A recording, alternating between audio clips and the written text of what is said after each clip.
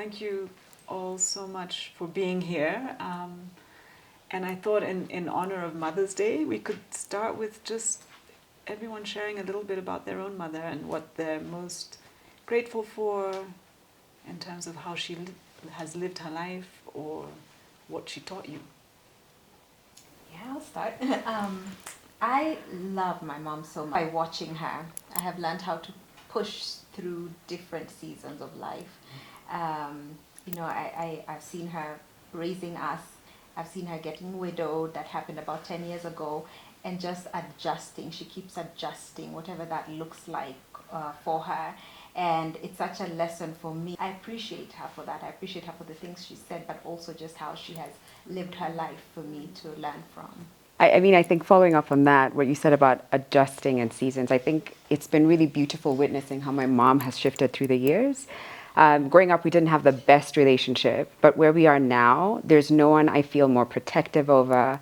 I'm obsessed with. It's almost like I turn into the mom, kind of. Yeah. It's almost like roles are reversed. And I'm like, are you comfortable? Do you need anything? Do I put you on? Do you want your favorite shows?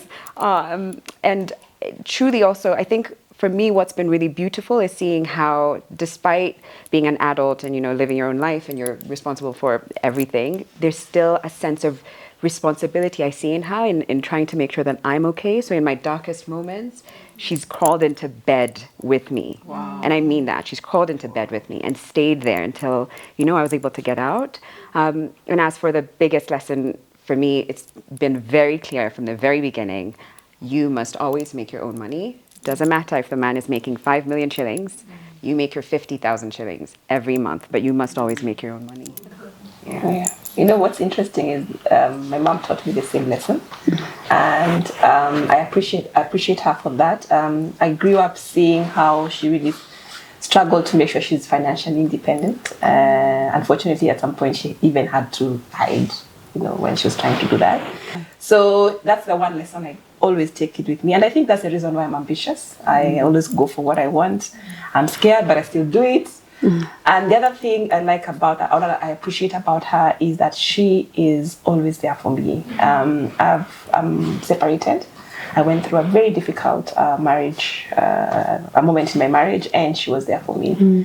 And she was the one person I knew, even if I called her, she would not judge me. She would advise me. In fact, she used to try and tell me, you need to take care of yourself, you need to leave the marriage. But at some point, she even paid for rent in another house, but I didn't move. But she was there. She never judged me. She walked the journey with me, and now I'm out and I'm happier, and I love her so much. Mother's Day is always a bit of a bittersweet experience. I lost my mom when I was in high school, and so I think going through the rest of my teenage years and college, I don't feel like I felt her absence as much as now that when I'm a mom, because you're looking for that person to guide you and help you, especially in the early ages of raising your kids when you really don't know what the hell you're doing. So it's very bittersweet. I think the sweet part about it is I have a lot of mother figures in my life. So my aunt, who's my mom's older sister, has been so present for us ever since. Actually, even before my mom died, she's always been present in our lives, for me and my siblings, and now for our grandchildren. And I really treasure her spirit. And she just has such a hardworking, tenacious spirit that I really admire. And she's always shown up for us. Birthdays, weddings, whatever it is, she always finds a way to bring all of us together. And so, again, Mother's Day, I think, can be bittersweet for a lot of people, but it's so important to look to the mother figures around us or those that are caring for us regardless. And for me, my aunt is so valued because of that. So for me, very similar to Michelle. Okay, my mom passed away 2.5 years ago. So very bittersweet. But what she taught me, so we were not friends growing up. We were not friends. She was very strict, she was that mom because my dad traveled a lot. So I guess she always felt she needed to be the pillar. And she was all the way to the end. And so me parenting my kids, I learned that I was not their friend. At least in the earlier years, I needed to be a parent. But then later on, as now they've grown up, they're adults, we're now such good friends. And that I learned from my mom, because we became friends later in life, and we could confide in each other. I could go to her when I was having problems, issues, and she was always, and she'd give me advice like, Kwani, you think your dad is a saint? I've been through, so, and she's telling me this now, woman to woman. So that was really very profound for me. It's amazing how much our mothers shape us with, and especially when we become moms and you start thinking, gosh, I'm doing it exactly the way my mom. I think what I learned from my mom, and I'm picking up on something you said, my mom has never judged. So there was never anything that I could not go and tell her. She'd be the first person I'd call or tell if something bad happened. What I learned from what she didn't do was she didn't really prioritize herself. She sacrificed everything. So, and she, I think, paid a huge price for that. I mean, she spent many years depressed, and because she never put herself first. So I want to talk a little bit about, how much are we sacrificing, and do we put ourselves first, and in what ways? Such a hard. You couldn't start with the light side. We're in the deep end. Yeah, or do you even feel the need to? I mean, because I do think sometimes there's this pressure to just focus on being a mother, and yet I listened to someone on a podcast say, the best thing we can do for our children is to be happy ourselves. Because they'll pick up when we're not. So I don't know if there's anyone. I think for me, and I'm going off of what Kambua and Sharon had talked about, I think of life in seasons. Before we were moms, we were out there having fun, enjoying the youth. And I think for me, by the time I became a mom, it was something that was in some ways very intentional to say, okay, I think I'm ready now. Hopefully, it happens and it works for us, and we were blessed. Now we have 2 little ones. And I think because I kind of accepted that this was the season I was going to be in, as hard as some of the sacrifices might feel in terms of time especially, and how much time you're spending with your kids versus working versus seeing your friends, etc., to me it feels a bit easier to make that sacrifice because I've accepted the season I'm in. There's those long days where you're worn out. And I think for me what helps, especially here in Kenya, is we have such a support system or family who can then step in and say, hey, we'll watch the kids for a few hours, go, take some time away, go out, meet with your friends, go do something. And I think going off of what you're saying, Wandia, you kind of need to rejuvenate yourself so you can be present for your kids again. And so for me, that's what I usually try to do in this season then, is when I feel like, okay, I need to take a step back and rest and then come back and be more present for them, then I find time to do that. But yeah, it's not always easy, and it's not always a balance. And I think I've accepted that it doesn't have to be a balance in this season. And I think as the kids grow up, then maybe you find or you rediscover some of the interests and passions that you were doing before the kids came, and then that becomes a new season for you. So that's how I think about it. So what I've tried to do is to structure me time in my day-to-day, like my life. So what I do, 1 weekend a month, I take my kids to my mom's place. Actually on Friday when they come from school. And then during that weekend, I don't even think about, it sounds mean, but I honestly don't even think about them. I call them once a day. It's just me. I go to the spa, I dance, I do me things, I meet friends. And what age, how old were your kids when you started doing that? There's something I need to also say, my first child is autistic, and raising an autistic child has been, it's not easy. It's been difficult, and then when you're alone, it's even harder. And so I realized there's one day I snapped. By snapping is I had a moment where I did not leave my room for a week. And I realized I'm getting into this depressive state. So I decided to do something about it. And so these me weekends helped me to, relax, release, and take care of me. So I started this when that happened. That's moment where I just shut down. And I decided, actually, to my therapist who recommended that I need to find time for me and take care of me. So I decided to just structure it. I feel like for me it's been one of the hardest things to do because, forget about the external pressure, just the pressure within myself too. And some of it I know comes from a place of, I had such a difficult journey getting to motherhood that when it happened, it's almost like you feel guilty for saying you're tired or you're overwhelmed. And you're like, will people even understand if I say that? Like, you wanted these children, you've been praying for these children. Now that here you're complaining, other moms will understand. And I am learning to give myself the permission to say this is a lot. I've also just been very intentional with my village and realizing I cannot do it without my village of sisters and my nanny, my mom, the people who offer me help. So when I feel like I'm this is a lot, I call in that help and trusting that the people, if it's my nanny, trusting that she's capable of taking care of my kids. So I'm not saying I'm on vacation, but my mind is in my house. If I say I'm on vacation, or if I say I've gone out to have coffee, tea, I know that my nanny is fine, she can handle it. Yeah, so it's been me being intentional with accepting help, asking for help as well. Yeah, so for me, I learned pretty early on, and because I had friends who had children earlier than me, so they drummed it in me, you must find time for yourself. So much as in the earlier years, you have to really spend a lot of time, I found that I always made time for myself. So whether it was Tuesdays out with the girls, or a Saturday where we'd go away with whoever. And so I always found time. I'd go to the gym at 5 in the morning, come for yoga. There was a yoga season and we'd come for yoga at 5, 6 in the morning. So I always found time to be with myself and to, I'm very good at blanking out.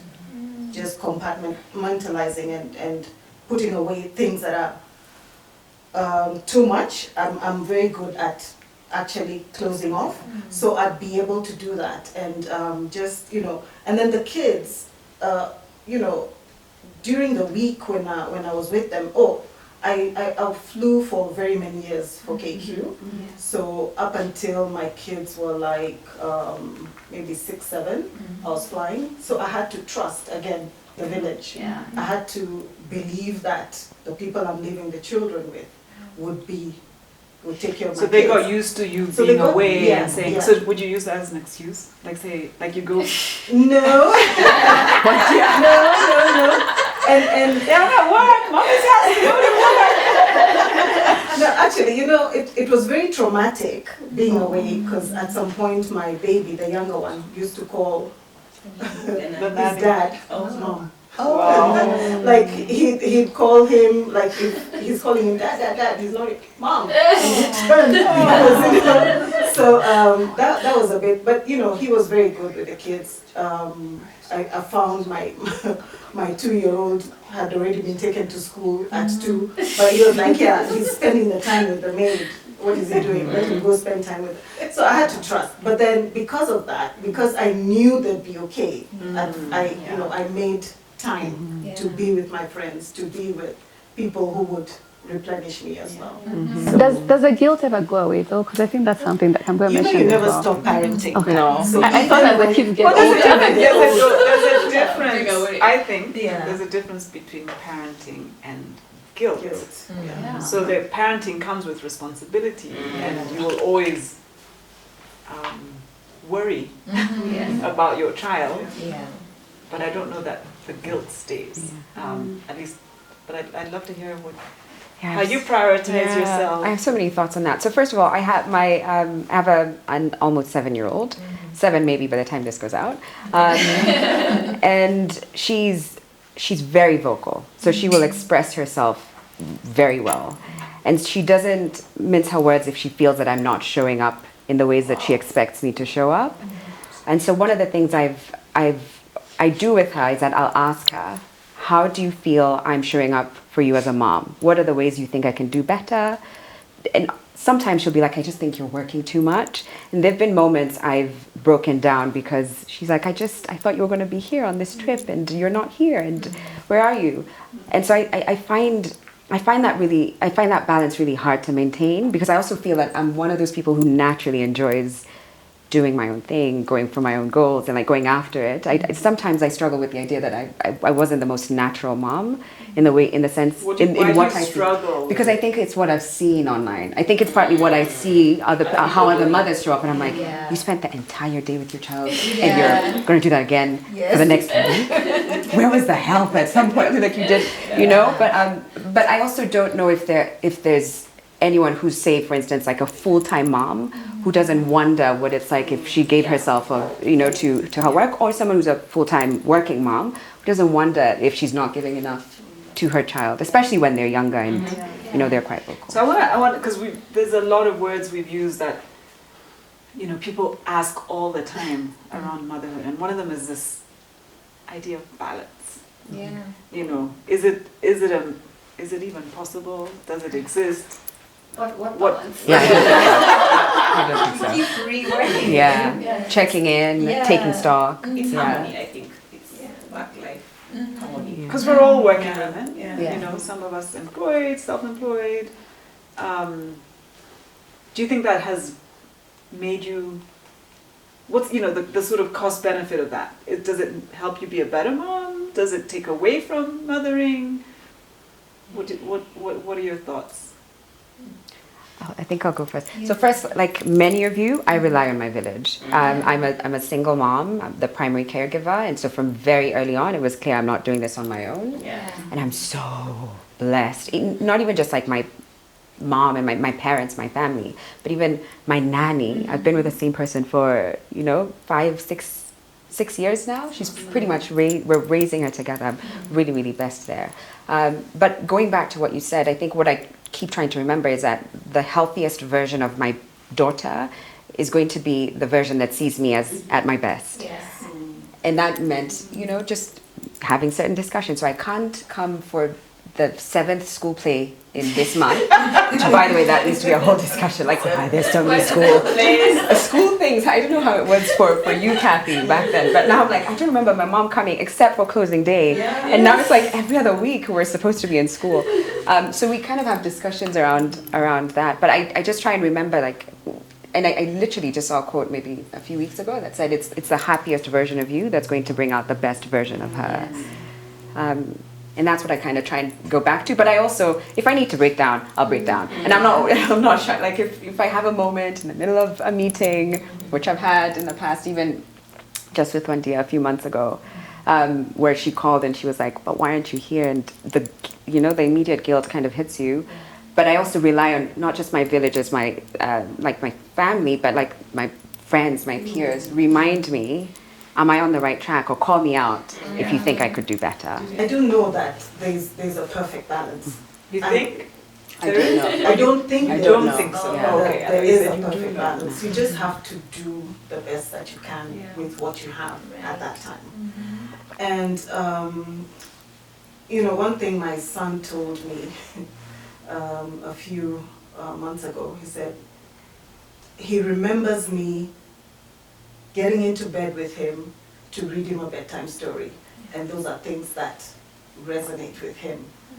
And so it's not about the big things, the grandeur things that you do, or the spending every minute, but it's that you're intentional with the time that you spend with them. I'm tying it into her saying intentionality, that I'm learning that when I can be there, what I do with the kids in that moment, even if I can't always be there, then it also eases that guilt that we're, hinting at for me, where I know even if I have some weeks are so intense that I literally see my kids when they're an hour to bedtime, and but I'm okay because I know when I have the days where I can spend with them, I'm fully there with them. And I also know that the choice of either being a stay-at-home mom or a working mom, because we're both full-time moms, it's just that this one is working, this one's fully working at home. I think that we all have different grace for things, because I know I don't have the grace to be a stay-at-home mom. I really need to step out of my house and do things, and then come back as that best version of myself.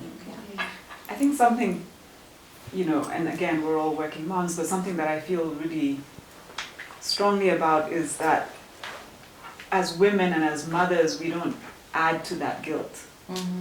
So I remember when my kids were small and a lot of the moms at school were not working. And so they were literally in school every day.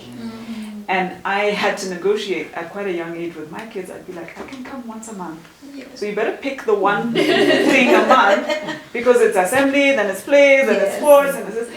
And then when I would sometimes make it, some other moms would be like, oh, you finally made it. And it's like, what?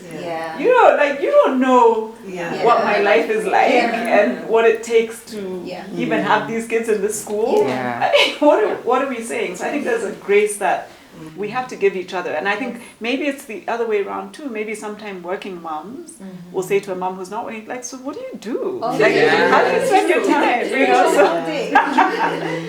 So I do think we're all full-time mothers. It's just some of us have jobs and others choose to make their job, being at home, and that's a choice, hopefully.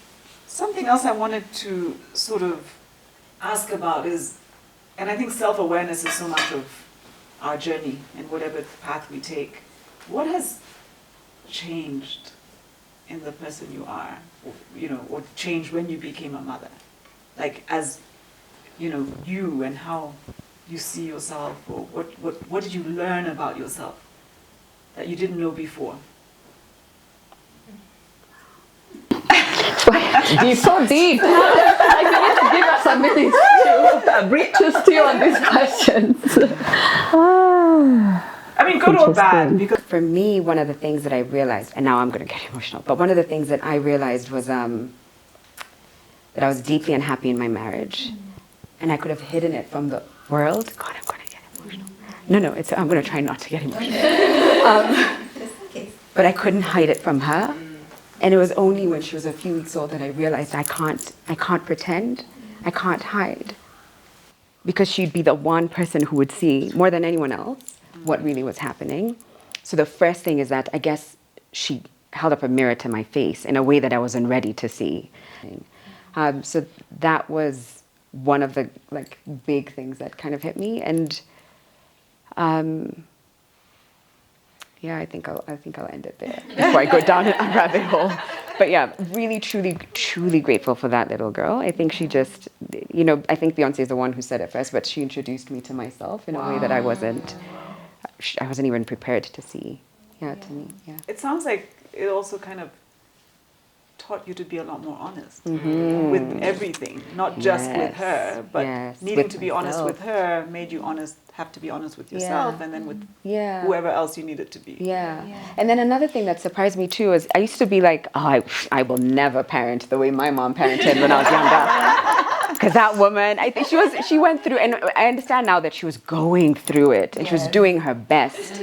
But I was like, not me. And then I got my daughter, and I'm like, why am I repeating the exact same thing? Why is my instinct to, the things? And I realized there's a lot of programming, I guess, you go through, and you don't realize it's ingrained deeply in you. And so you have to unlearn and consciously show up in the version of you that you want to be for your child. So that's another thing, Oh gosh. So it's funny, I think I was one of those people who I was never really crazy about having kids. I didn't feel like I had the mother gene. I'm those people who you give a baby to hold, I'll give you right back. And so by the time we decided to have kids, I wasn't really sure what type of mom I would be. And so there was, I think, a lot of doubt, maybe not a lot of confidence, and it's one of those where you kind of have to take the journey a day at a time. And in some ways, your kids also teach you how to be a mom. You can't learn how to be a mom any other way. So that's probably the first very basic thing I learned, is the fact that I could actually be a mom and be an amazing mom, because I think I'm an amazing mom. Hopefully my husband agrees. But the other thing I think for me is my kids gave a lot more meaning to the things that I was doing, or whatever you do. I think becomes a lot more meaningful because you know who you're doing it for, and you're clear about if you do have to make that trade-off, why you're making it as well. And so it's not just working just to make money or just to have a job, right? It's working to provide. It's working to be a role model. So I feel like there's ways in which my kids have really provided meaning to what I do professionally that I don't think I had before I had kids. I'll agree with Michelle. What I realized when I became a mother is I'm a Virgo, so I want things where they're supposed to be, how they're. So because of that, so I'm not trying to be, a Barbie, but I intentionally had 2 people helping me. So just to make sure my house stays the way it's supposed to be, and the kids stay as clean and fed and whatever as they're supposed to be. Because I found that then I was always working, doing things. I come from work and I'm trying to put the house back in order, make sure the kids are, and I was like, why? Then why am I working? Yeah, if I stay at work, then I need to make sure that I'm happy even in my environment. And so, so that's one of the things.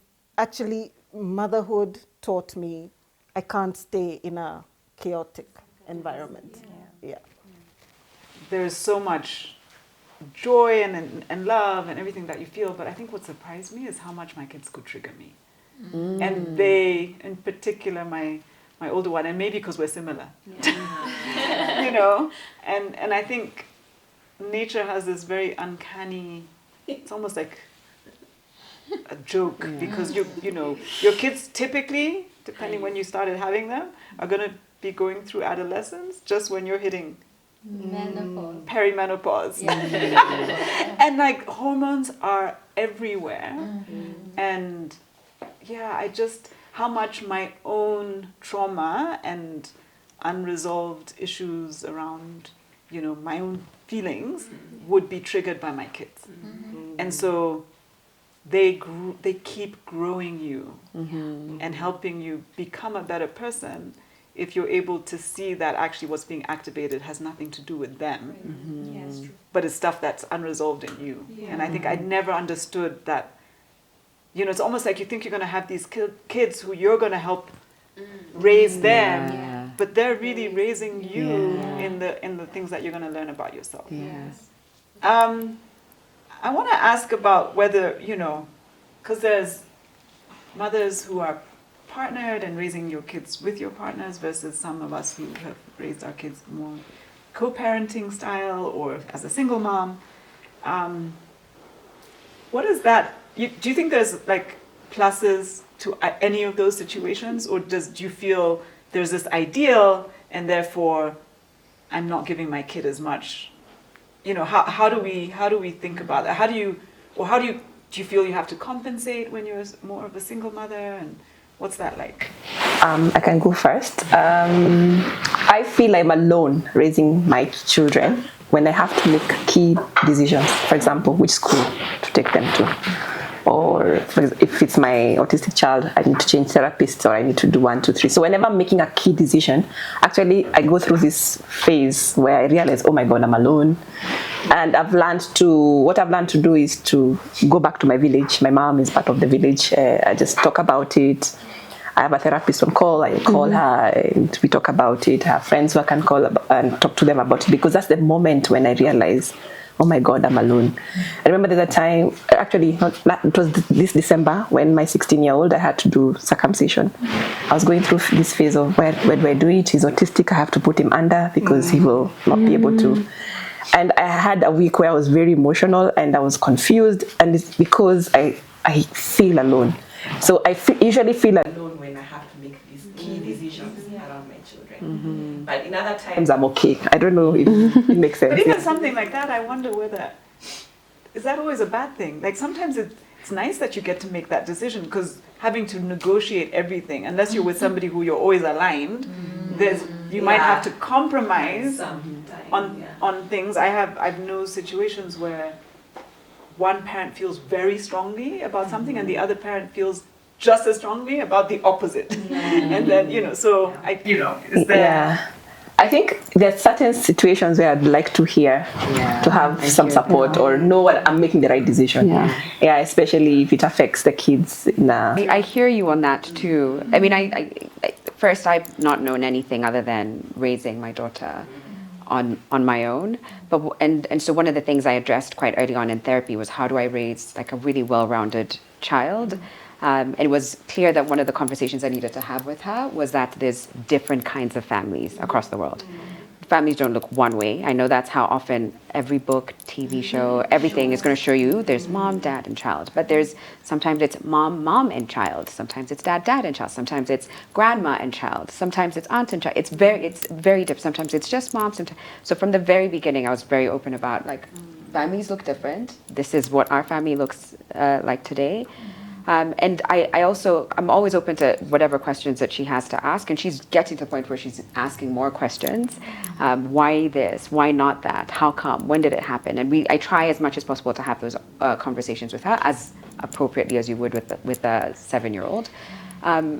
But for me, again, it goes back to the healthiest version of a child. And I think this one particular quote said, it's when the mom is happiest, when the mother is happiest. And as long as I remember that, and I remember I've got my village, I try and anchor myself in that. What does contentment, happiness, peace, self-love, what does it look like? But it does, I won't lie, there are moments where you do wish that you had someone to but I'm okay also. Have your partner, your husband, whatever. Is there ever a feeling of sort of, almost jealousy that typically men have a little bit more freedom, don't carry as much of the parenting? I mean, that's generalizations, obviously there's exceptions to every rule, but how does that play out?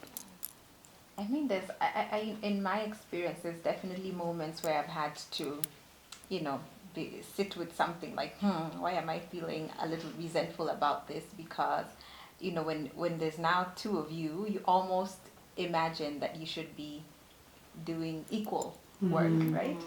I remember. I wonder where you got that idea from. That's why I said you imagine. So, and especially being a new mom, you have this, that romanticized idea of what it's going to be like. We will both be waking up in the night, we will both be feeding, we will both be changing diapers, and then sometimes it's not the reality. For some people it is, good for you. And just realizing that it's okay, if this is what I need to do for my kids in this season. It's okay, because when you get so caught up in why aren't you pulling your own, why aren't you doing as much as I am, then the resentment starts to eat up at you. And I want to be a happy mom. I want to be a happy mom. And I want to focus on what is working. And you can also be, I was just thinking about it, that you can actually be with a partner. You can be with someone who's there physically, but not there, what I mean? Yeah, so in some cases, honestly, I think then Sharon or Priscilla is better placed where you're having to make those decisions by yourself, other than being at a place where you're with someone, but you're still having to make those decisions. I remember a tweet. It's worse. I remember a tweet that said, this was a while back, and I'm going to butcher it, but it was something like, you'd be surprised there's a lot of married women but are single moms, and you'll see it in hospitals.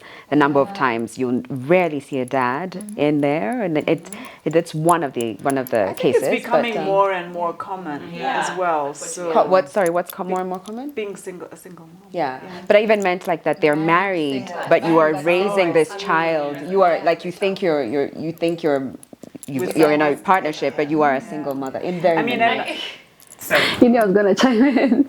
No, but I think I've had a different experience because my husband is very active in our kids' lives. Right. Like when we got a nanny here in Kenya, the nanny was surprised that my husband knew how to change diapers. He can feed the kids. He can literally be as good with them when I'm not there as I can. But I also recognize that that's not everybody's experience. Yeah. And going back to what you were saying about decision making, I think every person gets something different from their partner, whoever that person is. What I've learned about myself, especially with kids, there's so many decisions you have to make. So there's, what are they going to eat? What are they going to wear? School, after school activities, what should they do? And for me, if I have to have so many decisions swirling in my head, then they're just going to be swirling. And I'll actually feel stressed if I know I have so many small decisions that have to be made in however amount of time you have, especially with, kid-related questions. So I love the fact that I can outsource a lot of decisions to him because he's very decisive. We'll talk about it, but for me, I love that I have someone who will help me make that decision quickly, and then it's out of my head. And I can definitely see the opposite, where then if you have a very strong opinion about something and he does, and we end up in those situations, then that's a much longer, stressful conversation. But I definitely value the fact that there's someone to help me with all these day in, day out decisions, because I think maybe I'm not the most decisive person. And so having a partner who is decisive then helps me. But then everyone gets something different from whoever their village or partner is. And that's what I really love about him. And I was going to say, I think ultimately that's what everyone wants, right? I don't think, very few people kind of go into it saying like, I don't want any help from anyone. But I think ultimately you want a partnership that feels safe and present and aligned, in many ways. So you're very, very blessed to be in that. I'm going to read out a few questions. Pick the one or two that resonate most with you.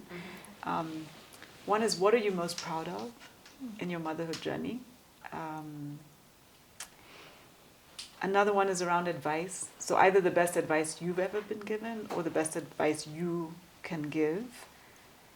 And lastly, if you had to choose a sort of parenting mantra for yourself, what would that be?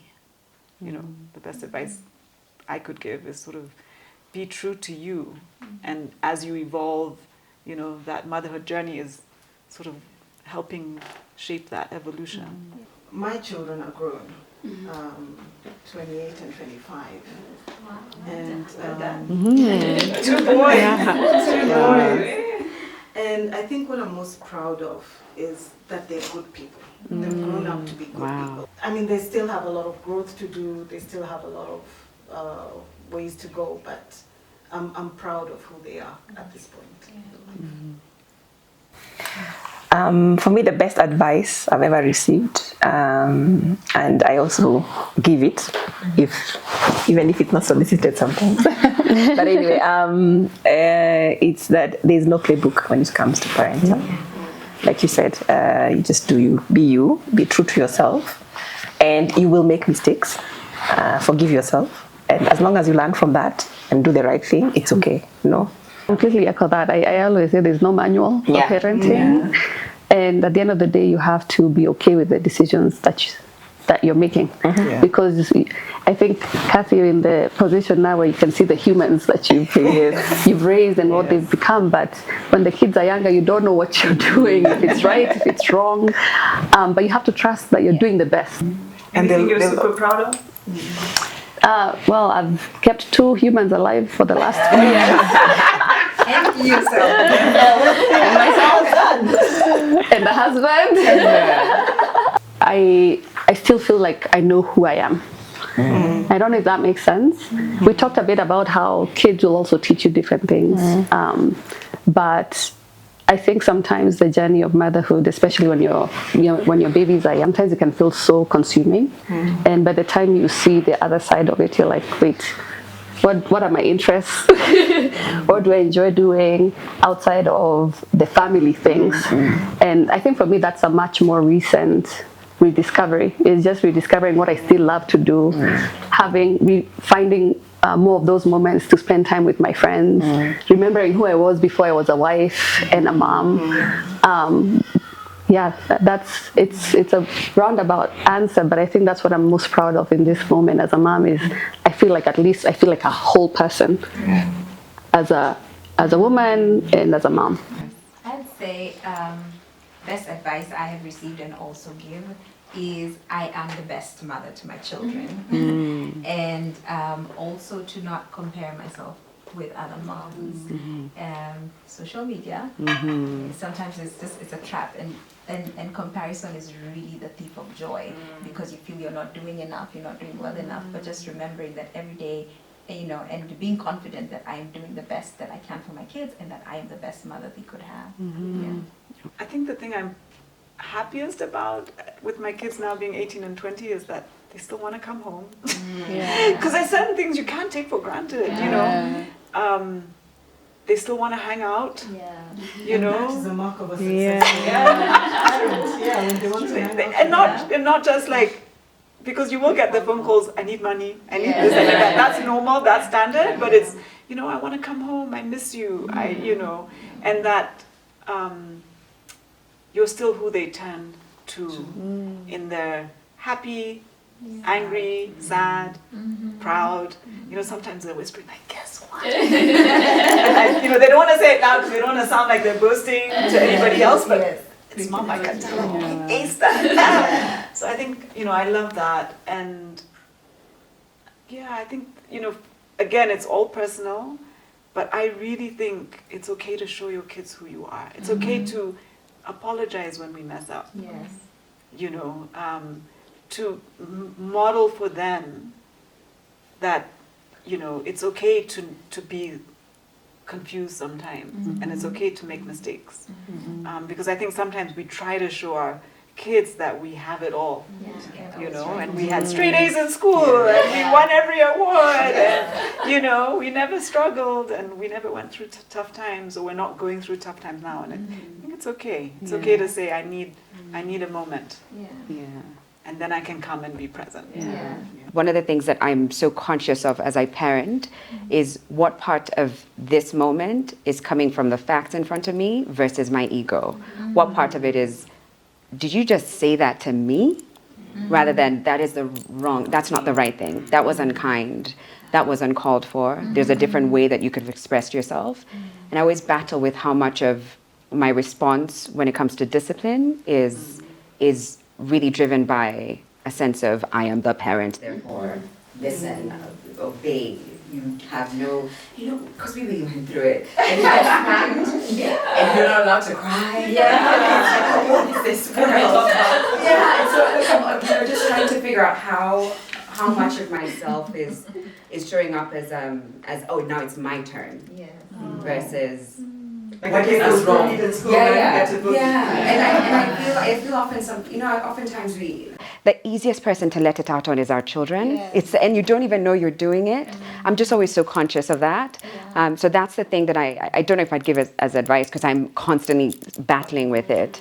And then the thing I would say I'm most proud of is that I have a daughter who knows that our home will always be a safe space, and it will be a space where you get to be yourself and show up fully as yourself.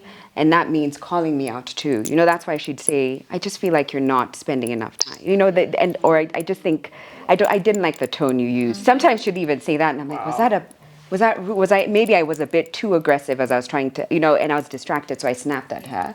But she knows that we get to express ourselves. I'm still the parent, but she knows it'll always be a safe space to really fully be herself. And I'm proud of it because I see her demonstrating it. And through conversations. Maybe the other, I don't know if it's advice, but it goes quick. Let me tell you, it goes you blink. Oh God. And they're 16. And I wasn't prepared. I mean, when my older one went first, and then when the younger, so I still had my baby for another year. And then when she went, it was like, what? I didn't think that so much of my identity was caught up in being a mother. But suddenly I didn't have anyone that I had to come home to. So there's always that, you're always aware, even when you go away, even that weekend away, you have to, at the end of the weekend, go pick up your kids and come back to life, which is life with your kids. And then there wasn't. And it literally, and someone else described it, I was like, that's exactly how it felt. Like I'd had a limb cut off. Like there was this part of you that is gone, and there used to be something, and it was an important part of you, and it's gone now, and what do you do with that?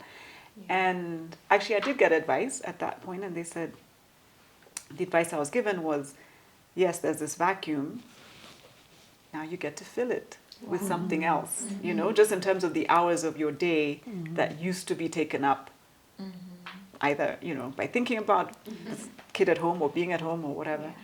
And and then that's a whole other chapter, which comes with a lot of opportunity, making choices that don't have to involve anybody else necessarily.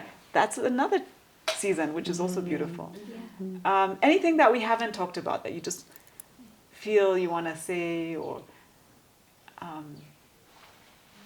I do think there are lots of women who may have wanted to become moms and haven't, and may not. Maybe that's, that season has passed. But I think the opportunity to be a mother figure, if that's a calling you feel, is always there. And I think hearing about the role that your mom sister has played and continues to play in your life is so beautiful. I don't know if there's any just words of encouragement, because Mother's Day can be bitter for, I think in the years where you were... Before I had my kids, those were very difficult actually. Mother's Day was cringe for me almost. I'd get off social media because it's almost a reminder of what you don't have. Of course, as I worked through my healing and whatever, my perception changed, and but I do know that it can be a very isolating time, or you go to church and all the moms are told, if you're a mom, stand up, and then you're thinking, when will it be my turn? So Mother's Day is great and it's so flowery, but it's very painful for a lot of women. Or right now it's beautiful, but it's also a double-edged whatever for me, because I have a child who's not with me, and so Mother's Day again reminds me that yes, I have the ones I'm holding, but there's the one I also wanted to hold and he's not here. So it's mothers working through grief, it's mothers who can't have children, it's mothers who are mothering through mental health, mental illness, or other illnesses. So I guess my encouragement would be, take a moment at a time and lean into the spaces where you feel safe, where you feel seen, where you feel heard, and know that there are so many paths and ways to motherhood. There's like her aunt, I've heard such beautiful stories of adoption. I've heard, like all sorts of beautiful stories. Even, people who have decided, I'm gonna stay like this and I'm gonna find joy in living by myself, So, that would be what I would say to a mom who's feeling alone this Mother's Day, or to a person who's feeling alone. I know that not everyone has had a good relationship with their mothers.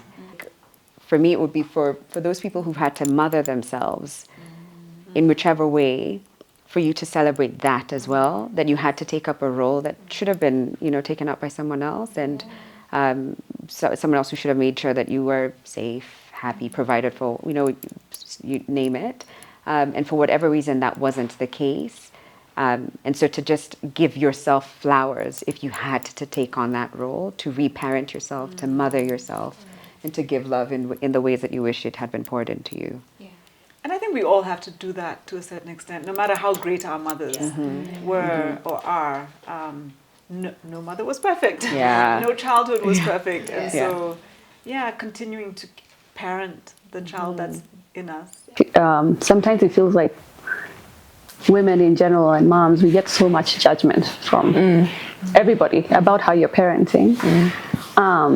And so maybe my last words would be, let's also give our mothers and just women, whether they have kids or not, just more grace. You're doing what, grace. yes, you're doing a lot of grace. Yeah. You're doing the best you can. You're doing what you can, and you're doing what you want in some cases, where let's say you don't want to have kids, that's perfectly fine as well.